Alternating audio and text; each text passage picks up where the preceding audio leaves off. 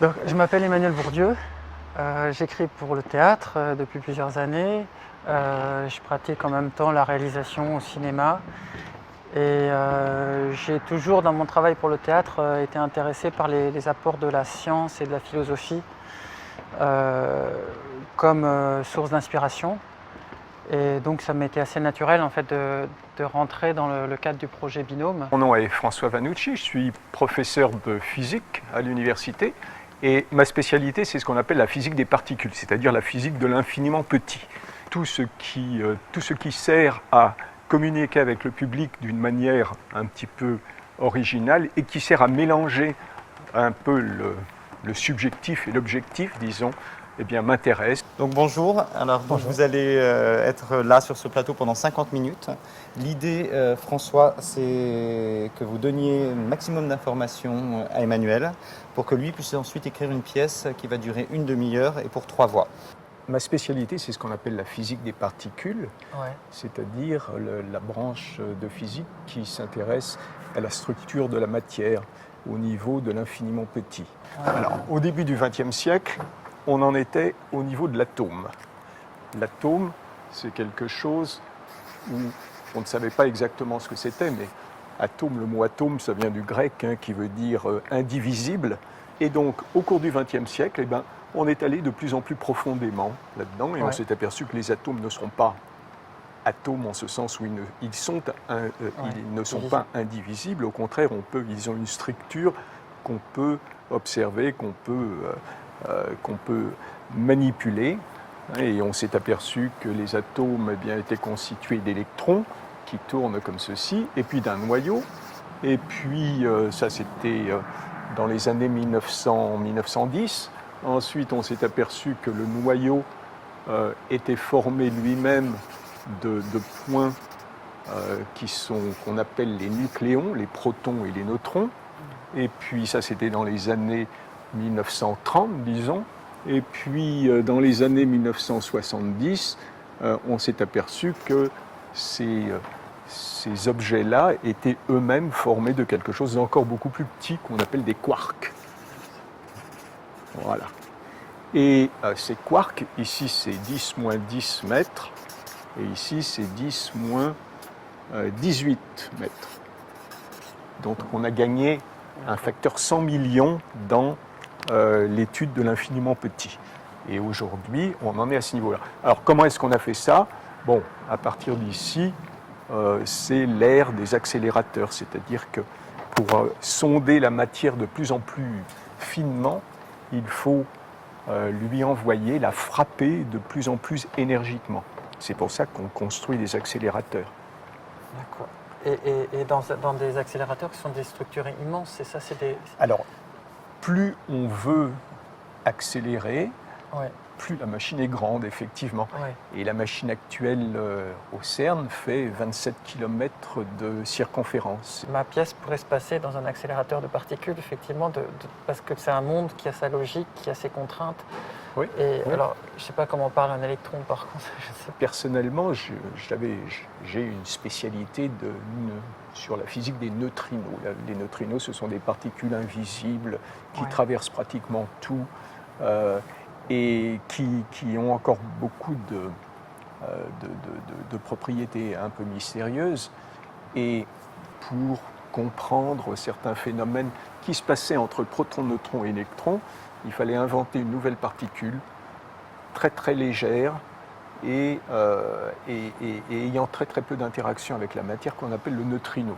Et le neutrino, on l'indique par N, cette lettre grecque. Il y a l'électron avec deux autres grands frères comme ceux-ci qui ont les mêmes propriétés mais qui sont plus lourds. Alors il y a 3 neutrinos.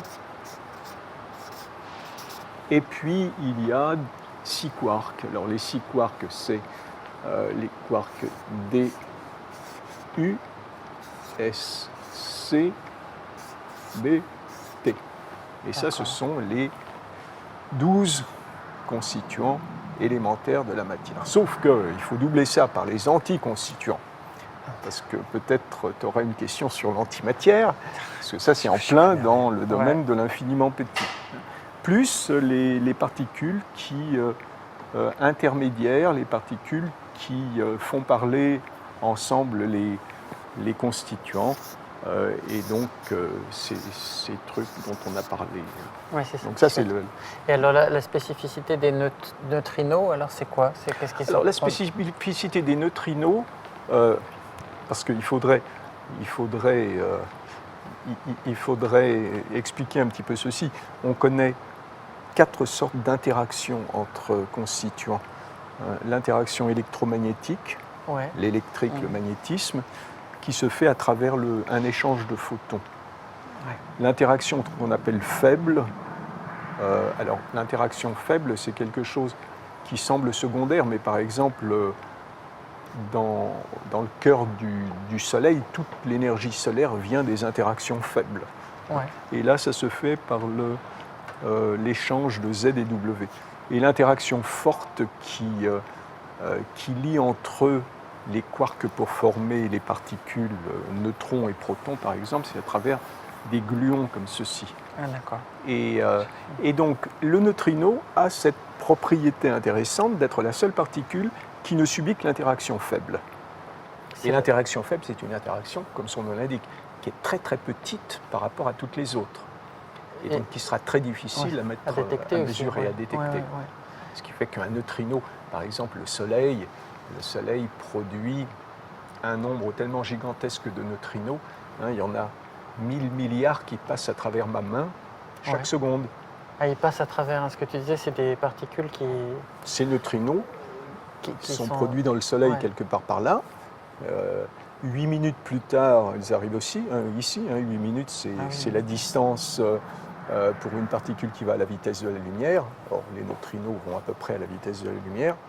Et par main, il y a à peu près 1000 milliards de neutrinos qui la traversent chaque seconde. Alors, ce n'est pas tout à fait vrai qu'aucun ne s'arrête. Il y en a 1 sur 1 milliard qui s'arrête dans la traversée de la Terre, suivant les conditions. Et ça ressemble à quoi? On ne le voit pas. Et puis à un certain moment, 1 sur 1 milliard va interagir, c'est-à-dire se convertir. Enfin, il va interagir sur, par exemple, un proton ou un neutron. Et là, ça va faire une production de particules secondaires. Et c'est comme ça qu'on le mettra en évidence. On dit qu'un personnage neutrino, c'est un petit neutre, c'est ça? C'est aussi un petit Suisse, dans le sens, ça fait des jeux de mots. La modestie, les neutrinos. Oui, mais c'est un personnage attachant à cause de ça. Oui. Sauf qu'il y en a un qui se fait remarquer de temps en temps. Voilà, ils sont du rang. Et alors pourquoi toi tu as choisi de travailler sur les neutrinos? Parce que les neutrinos restent mystérieux, justement, du fait de ce caractère un peu fantomatique. Et parce que quand je me suis lancé dans cette histoire, l'une des grandes énigmes qui reste encore complètement non résolue actuellement, c'est le fait que dans l'univers actuel, il y a de la matière, il y a des étoiles, il y a 10 000 milliards d'étoiles dans l'univers. Et bien tous ces objets ne constituent qu'une toute petite part de ce qui existe dans l'univers. Les neutrinos n'expliquent pas la masse cachée de l'univers, et donc on reste encore avec cette énigme sur les bras. Donc on ne connaît pas exactement leur fonction. Leur fonction, ils sont obligatoires pour que les interactions faibles existent, et les interactions faibles sont essentielles pour comprendre le mécanisme dans les étoiles, par exemple. Sans eux, on ne serait pas là parce qu'il n'y aurait pas eu le Big Bang. Ah oui, d'accord.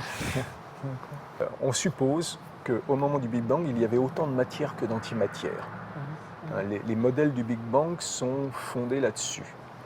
Autant de matière que d'antimatière. Or, aujourd'hui, il n'y a pratiquement plus d'antimatière. L'antimatière, c'est quoi alors du coup? Alors, est-ce que c'est un rapport aux neutrinos directement ou... Il y a des Oui. antineutrinos. Ouais. Toute cette liste-là doit être doublée Ouais. avec les anticonstituants. D'accord, d'accord. À côté de l'électron, il y a une autre particule qui a les mêmes propriétés, sauf que sa charge électrique est positive au lieu d'être négative comme l'électron. Avec des accélérateurs, on sait fort bien produire des antiparticules. Ça se fait tous les jours. D'accord. Seulement, ces antiparticules, dès qu'elles sont libres, elles trouvent la particule antagoniste dans la matière Ouais. et elle s'annihile, elle disparaît. Ce qui se passe quand on accélère très fortement les particules, on se rapproche des conditions qui existaient au moment du Big Bang. Le Big Bang, qu'est-ce que c'est? C'est une soupe de particules élémentaires très, très agitées, très énergiques, en interaction continuelle les unes avec les autres.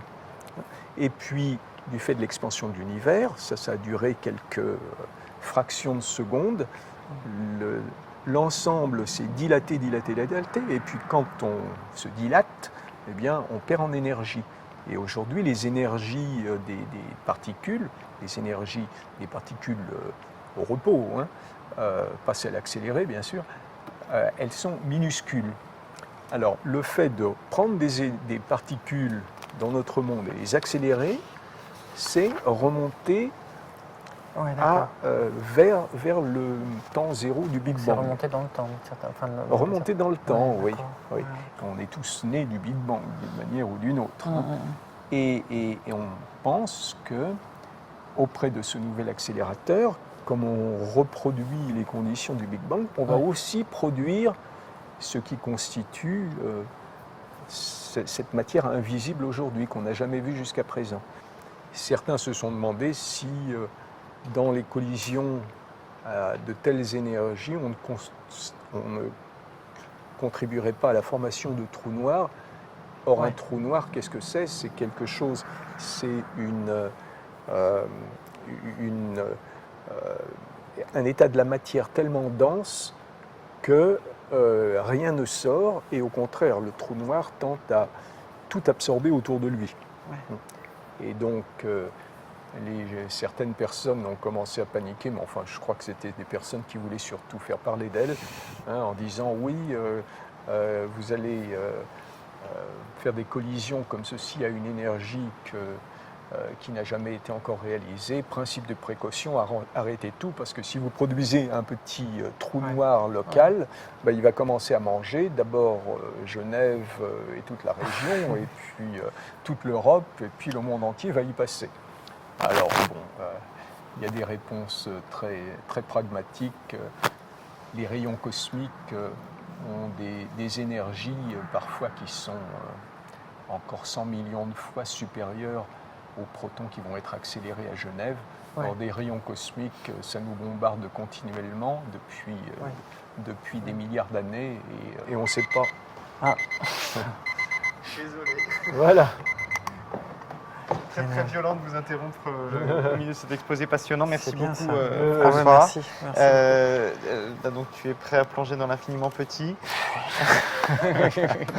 Alors, donc, à partir de maintenant, la règle, c'est que vous n'avez plus le droit de rentrer en contact. Donc, que ce soit par mail, par téléphone, remise du texte, donc le 20 juin. D'accord. Ensuite, moi, je viendrai avec ce texte vous rejoindre, François, pour que vous le lisiez devant l'œil amical de la caméra, et pour réagir à chaud à la lecture de ce texte et voir la liberté qu'a pris Emmanuel par rapport à votre théorie. La licence poétique.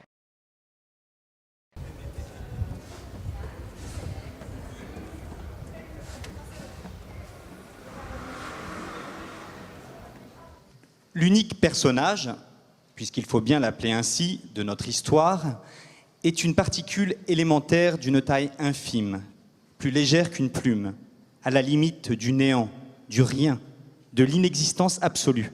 J'oubliais, Neutrino, notre petit personnage, a 3 saveurs, 3 visages.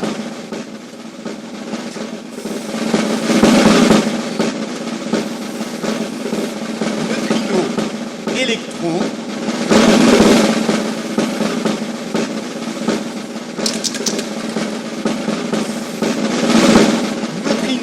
muon,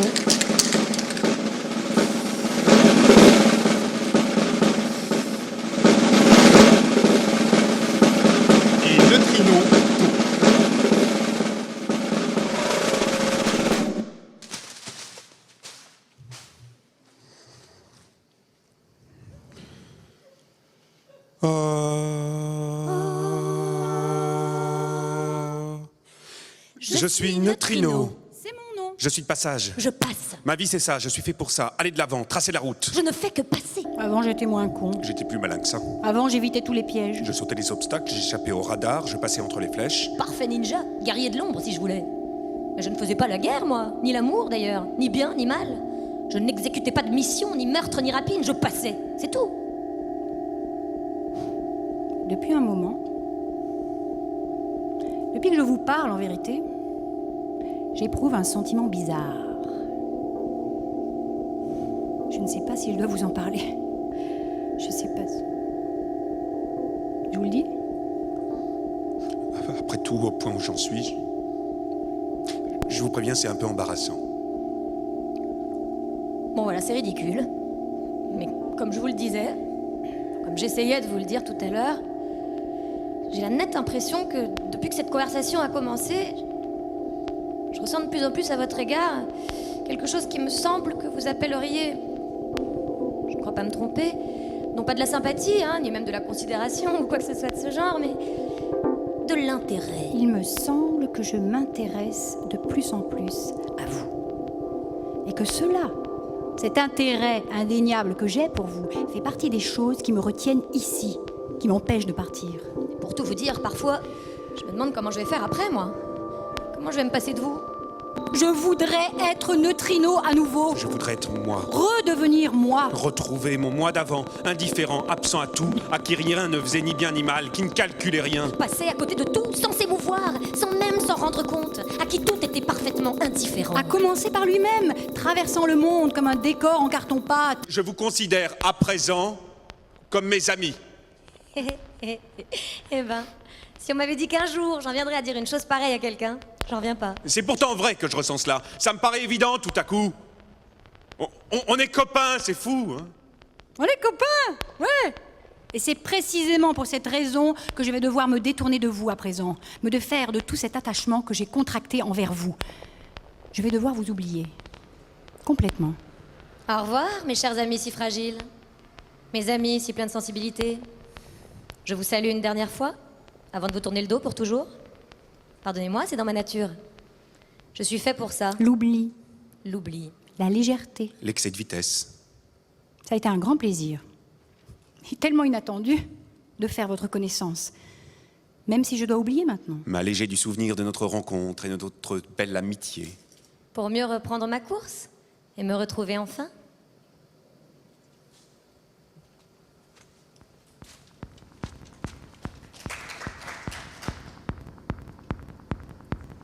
Quand je pense à la fin, à ma fin, je veux dire, je voudrais que ce soit dans l'eau, tout au fond de la mer. Pense à moi, mon bel amour, quand tu t'envoleras dans la lumière bleue, quand tu t'enivreras de lumière, je serai là. Mon dernier regard sera pour toi, toute neuve, toute belle, vivante infiniment, alors que je mourrai, jouissante tandis que je souffrirai, lumineuse pour moi qui entrerai dans la nuit. Désir bleu, ma dernière image, ma joie ultime, ma raison d'être, de vivre et de mourir. Et sois la plus heureuse, étant la plus jolie. Ma créature, mon amour bleu. Je suis neutrino, c'est mon nom. Je suis de passage, je passe. Ma vie, c'est ça. Je suis fait pour aller de l'avant, tracer la route.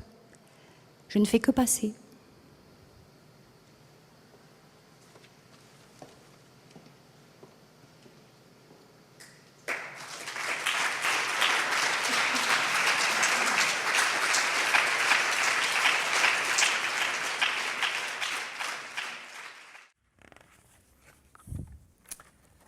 La lumière bleue. C'est joli comme titre.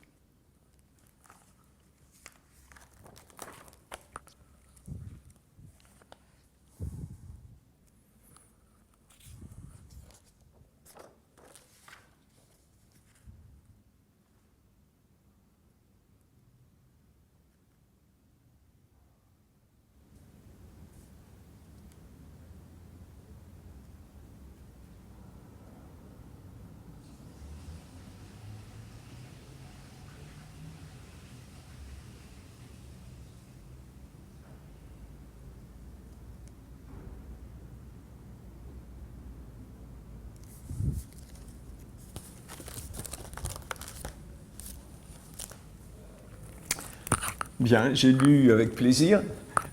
J'ai trouvé ça très poétique, et puis ces réflexions existentielles d'un neutrino perdu parmi la foule des neutrinos. Je trouve ça assez joli. Ça ressemble un petit peu à des réflexions que moi-même j'ai écrites, alors je me sens en résonance. Et puis, bon, quoi rajouter? J'ai bien aimé, je dois dire que notre discussion avait eu bien d'autres sujets que les neutrinos, et puis pile c'est tombé là-dessus. Or, c'est finalement assez naturel, puisque les neutrinos, c'est quand même toujours la particule fantomatique qui pose bien des problèmes existentiels, et donc je suis assez content que le thème ait convergé vers ma particule préférée. C'est le mot de Michel-Ange.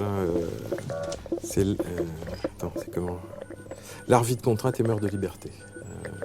Ce qui est super beau. Ouais, c'est Michel-Ange en même temps.